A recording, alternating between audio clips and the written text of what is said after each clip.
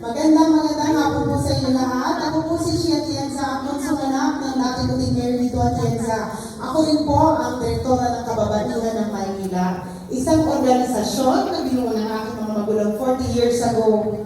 May mga nakikita nga po akong mga kababaihan originals dito eh. Tinanggap ko po ang magiging direktora nito, hindi ko po iniisip na papasok ako sa mundo ng politika. Dahil nakita ko talaga na maraming buhay ang natulungan ng kababaihan Maynila dito sa Maynila. Kaya tinanggap ko siya noon. But anyway, kagaya po ng aking kapatid na si Marley. Ate ko po yun. Maganda yun. Mas maganda sa akin yun. Pag nakita niyo po siya sa inyong mga barangay, sabihin niyo, sabi ni Chichi, mas maganda ka daw sa kanya. Matutuwa po yun. Mahal ko yun. Pero, hindi na lang sasabihin kong kapatid.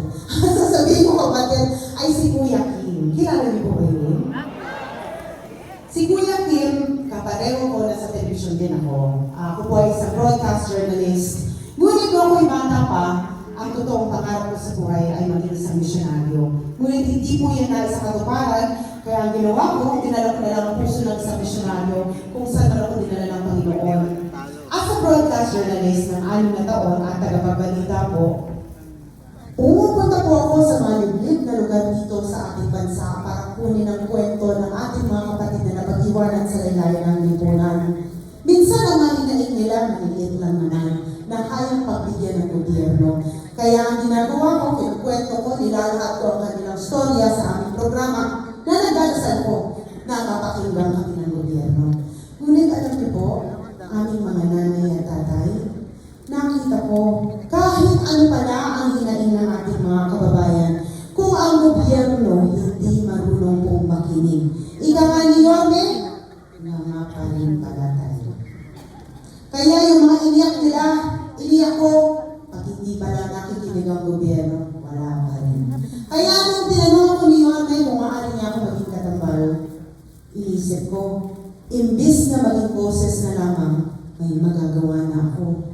Pero ang ginawa ko, tinignan ko kung pareho kami ng pinaglalaban.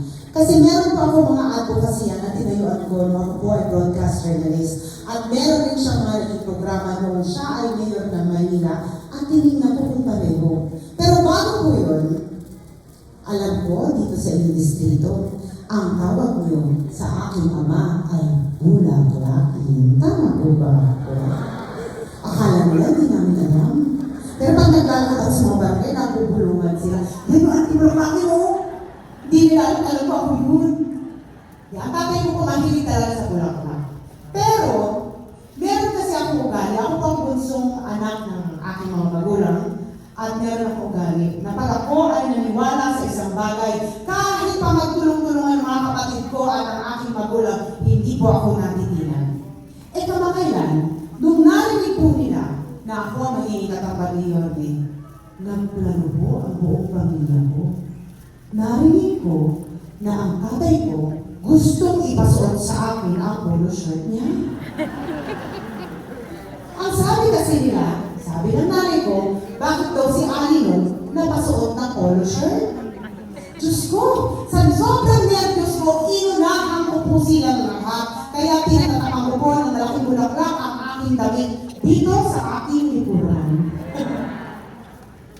Pero ang hindi alam ng aking mga magulang, may rason kung bakit makulay na bulaklak ang aking nilagay dito. Napagbigyan ko na sila sa bulaklak nila, pero nasunod pa rin ang aking kagustuhan. Kaya po makulay na bulaklak ito dahil naniniwala po ako sa pagiging inklusibo. Di ba, Nay, Tay, sabi ng Panginoon, lahat tayo pantay-pantay sa Kanya. Pero alam niyo, sa pag-ikot ko dito sa ating bansa, nakita ko, marami po tayong kababayan na pag-iiwanan. Kaya sila po ang aking tinatayuan. Ang una po dyan ay ang mga senior citizens. Hello, teenagers kayo! Bakit kayo puwak ba? Akala ko magpasok ko dito daming teenagers.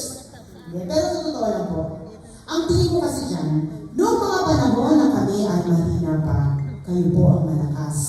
Kung wala po kayo, wala po kami lahat dito. Kaya ngayon kami ang malakas, kami naman dapat ang nag-aalaga sa inyo. Pagtingin ko po kayo, nakita ko, mahal na mahal po niya ang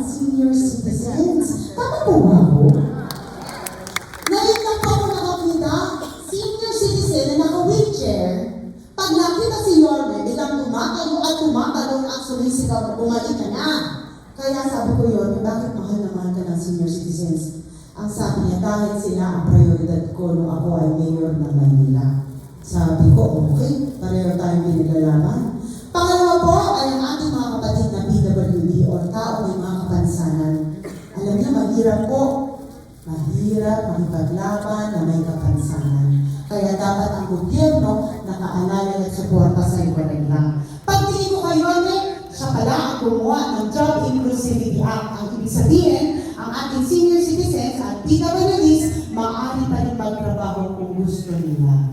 Kaya sabi ko, mahal mo rin ang PWDs, tama-tama, pareho tayo. Pangatlong aking advokasya, dahil ako po ay batang bukid. Hindi po farmer, ha? Baka kalain nyo ako si Alice Bukid. Diyos ko. Ako po ay lumaki sa San Alice Bukid, Manila. Pati si Mayle, tubong San Alice Bukid po yan. At kalahati po ng aming barangay Muslim. Kaya malapit po ako sa mga Muslim. Ang tingin ko sa kanila ating pamilya, dapat inaalagaan din. Pagtingin ko kayo natin, mahal niya ang mga Muslim. Siya po ang nagtayo ng Manila Muslim Affairs. Pero alam niyo po, aming mga lolo at lola, kamakailan nalaman namin, sinarado po ang Manila Muslim Affairs ng administrasyon ngayon. Hindi po namin alam bakit. Pero baka, hindi nila sana maalala si Yorme. Kasi hindi namin maintindihan bakit kailangan isara eh. Pero sinabi ni Yorme, pag-upo po niya, ibabalik po niya ang Manila Muslim Affairs. At dahil nung bata po ako, nasa kolehiyo, working student po ako, habang nakapagtapos ng political science, major in governance. Nung panahon na ako ay kinailangan magtrabaho dahil sabi ng ama ko, kolehiyo ka na, ikaw na magbabayad ng tuition fee mo. Buti-buti na lang at naging artista ako, nagkaroon ako ng konting kita na pangbayad sa mga pangangailangan ko noon.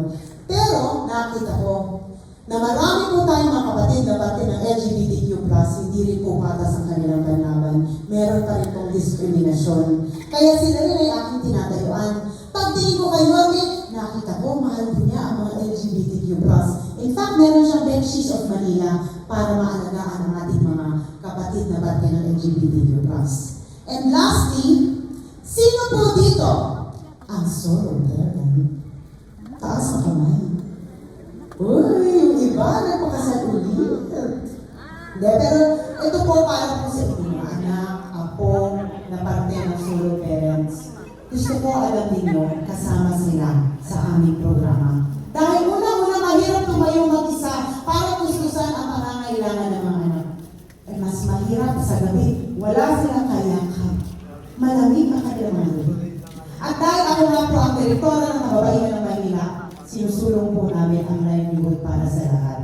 Dahil naniniwala po kami na ang dangal ng isang tao babalik kung marunong tayong kumita ng ating sariling pera. At dahil dyan, mas maganda ang hinaharap ng ating mga pamilya. Nung nalaman ko na pareho kami ni Yorme ang pinagalaban, pinigay ko po kaagad ang aking matamis na oo. Sinabi ko, papayag ako muling katambal mo. Pero, tinanong ko, bakit ako ang napili mo? Marami mo pwede mapili. Marami lang may gusto maging si Alcalde ni Yorme. Actually, kahit sino pwede nga po kayo. Pag tinanong ba kayo, papayag kayo? Hindi po. Ay, pero pwede. Dahil pwede naman tumakbo kahit sino. Pero ang sagot po niya sa akin dahil unang-una nakapagtapos ka ng political science major in governance. 25 years ago na po yun. Alam niyo, bata pa ako. 43 na po ako. May 3 na po akong anak na teenagers. At halos 20 taon na po akong kasal. Noong mga panahon ako po yung nagtatapos ng aking kolehiyo, pwede naman akong pumasok talaga sa mundo ng politika. Pero sa halip, dahil sabi ko nga po sa inyo, ang aking pangarap ay maging isang misyonaryo, ginamit ko po ang kapangyarihan bilang bunsong anak ng mayor, vice mayor ng Maynila para maging boses ng mga kabataan. Noong ako po ay naging ina, naging boses po ako ng mga ina. At noong ako po ay naging broadcast journalist, ibinaglaban ko po at naging boses po ako ng ating mga kapatid na walang boses at umiiyak mag-isa. Kaya nung sinabi niya yun, tinanong ko yun lang ba ang rason bakit ako gusto mo?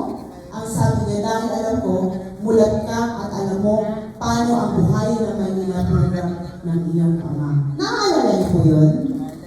Kayo dun sa taas, naaalala niyo po yun? Buhayin ng Maynila? Taas ang kami nakakaalala. Ay, ang dami. Maganda po doon, no? Naaalala niyo po ba yung Baywalk? Taas ang kami yung nakakaalala ng Baywalk. Taas ang kami yung mga nag-date sa Baywalk. Naging kayo po, nakadate nyo? Nagkakaroyan po kayo? Ay, may forever! Dahil alam niyo po, ang mga proyekto sa ilalim ng Buhay ng Maynila program, yan po ang nagbalik sa Maynila sa mapa ng mundo. Yan din po ang tumulong sa ekonomiya ng ating lungsod na siyang tumusto sa mga pangangailangan ninyo. At nung narinig ko ito mula kay Yorme, isa siyang pinangako sa akin. Sabi niya, ibibigay ko sa iyo ang livelihood para sa bawat Manileño program. Dahil ako, naniniwala ako na kapag tinuruan natin ang ating mga kababayan na tumayo sa kanilang mga paa, tatamos muli ang kanilang mga ilong at alam nila na may saysay ang buhay nila dito sa ating lungsod. At kasama rin dyan ang tulong para sa ating mga kababayan na ngayon ay wala ng pag-asa. Noong narinig ko ito lahat, sinabi ko kay Yorme, Yorme, ipaglalaban kita hanggang sa dulo ng mundo